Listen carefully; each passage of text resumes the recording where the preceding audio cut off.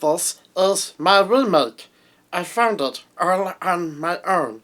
It's not perfect, and it's broken, but still has some good. Still some good. Well, let's just continue down the Disney live-action remake train, and I guess I should reiterate my thoughts on them as a whole before we start. I don't despise them, but I don't love them. There's a few that I've enjoyed, and there's some other ones that I can't stand. Overall, I'm kind of indifferent to their existence. But with that being said, let's hop into Lilo and Stitch, and this one seems, at least from the marketing, to be one of the better ones. Like, I think this has definitely had one of the smoothest marketing campaigns we've had from one of these in a while. Hey, Stitch looks cute and funny, and Chris Sanders came back into the voice. Those are all really positive things. So I was going in with a really open mind with this one, and it's very mixed. There are parts that I thought they did really well with, and other parts that were kind of hard to watch. That one hurt him. So let's start with the good things first. First, we need to talk about some of the cast. Whoever they got to play Lilo, hold on a second. I want to actually pull up her name and give her credit. Maya Kealoha, I hope I said that right. I may not have. But she did such a great job as Lilo. It was amazing. Disney actually let her not be an exact carbon copy of Lilo. She felt like she was her own version of Lilo that was honoring the original one, but she got to be different. She was weird in ways that were different from Lilo. She felt different from Lilo, but she still had, at the core, what made Lilo great, but she got to do it in her own unique style and her unique flair that let her performance set apart from Lilo. Disney finally let someone do that! That's been my number one pet peeve with all these live action remakes, is that so many times Disney just tells them, be just like the character from the movie, when they hire an actor who is not great at acting like the person from the movie. And if you just let them tweak it, they can make something just as special, but different. I loved seeing Lilo, the whole movie. She was definitely one of the best parts of the entire film. Which, yeah, when her name is half of the title, you hope that she'd be cast well, and she was. So, love that. And next, I also want to give her credit. Sydney Agudong, I hope I said that right. I'm so sorry if I didn't. Who played Nani. Also, big round of applause. Once again, she felt different from Nani, but felt true to the character from the animated film. That's what we've been looking for! Thank you! And the chemistry between these two actors is phenomenal. I felt them being sisters. I felt their relationship.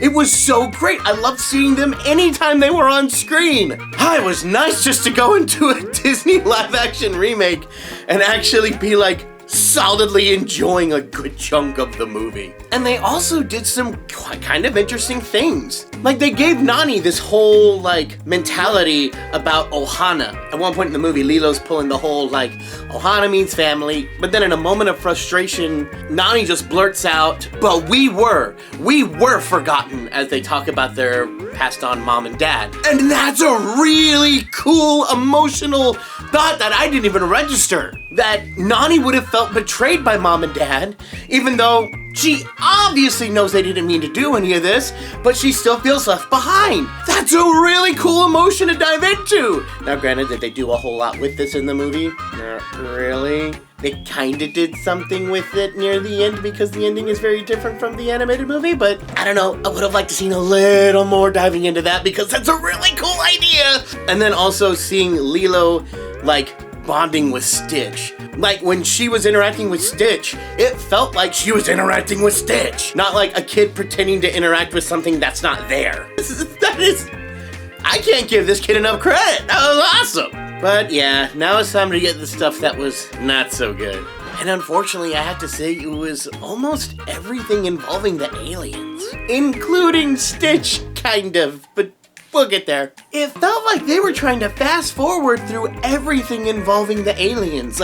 When it was Lilo and Nani and David or their next door neighbor. Yeah, their next door neighbor is a new character and plays a really big part in the movie. It felt like they got plenty of screen time and their story plots felt pretty organic. But with the aliens, man, everything felt like it was on fast forward. Like, even just the whole opening to the movie, like the whole, like, you know, Stitch escaping, and there's a lot to cover in that time, and it felt like in this movie, they were rushing through it just as fast as they could. Maybe that was an intentional choice, like, hey, we can only use, like, this amount of CG, so make it count. I hope that's not the case. That'd be really unfortunate if it was. And also, am I alone in thinking that Jumba's design looks weird?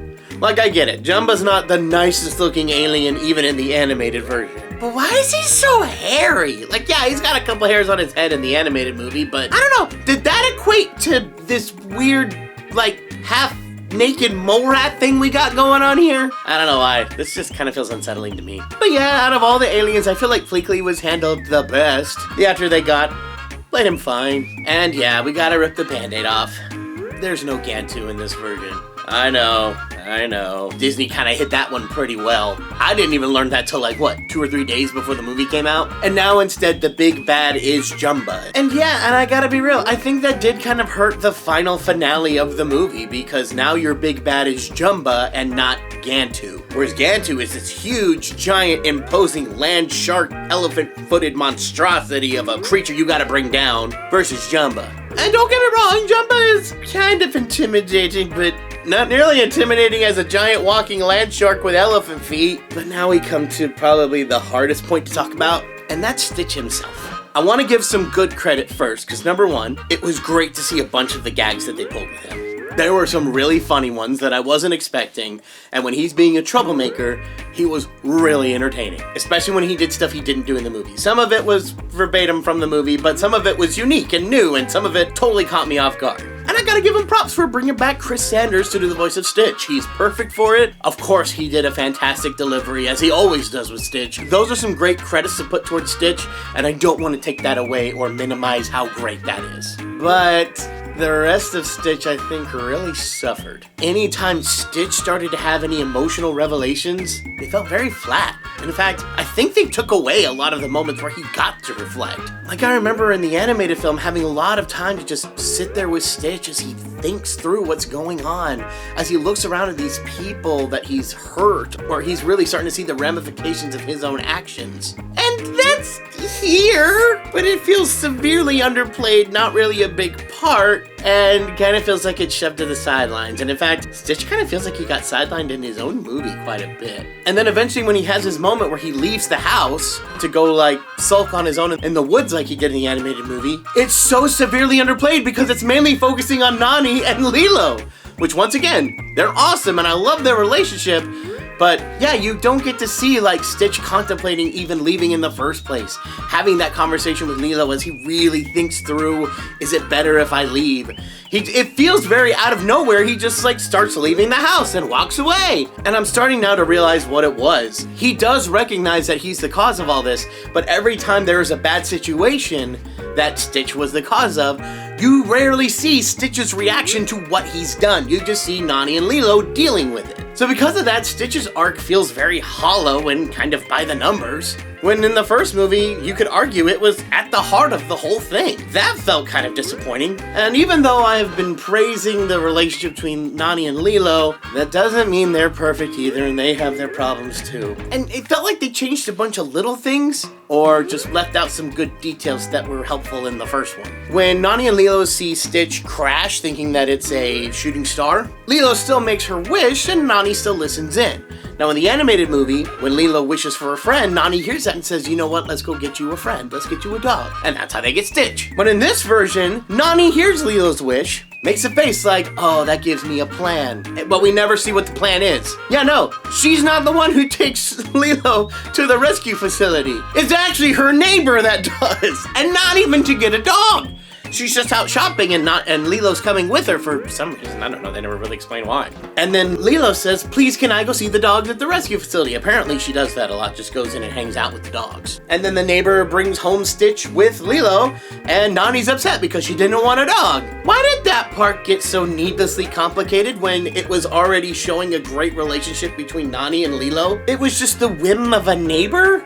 I don't know, that feels a lot more forced and it doesn't really help the relationship between Nani and Lilo. And there's some other things like that, like they make a big point about Nani having to give up her life to take care of Lilo, which it's a good idea. And there's a lot you can, like, unravel in that. And I just think there was a better way they could have done it. But what they did with it wasn't bad.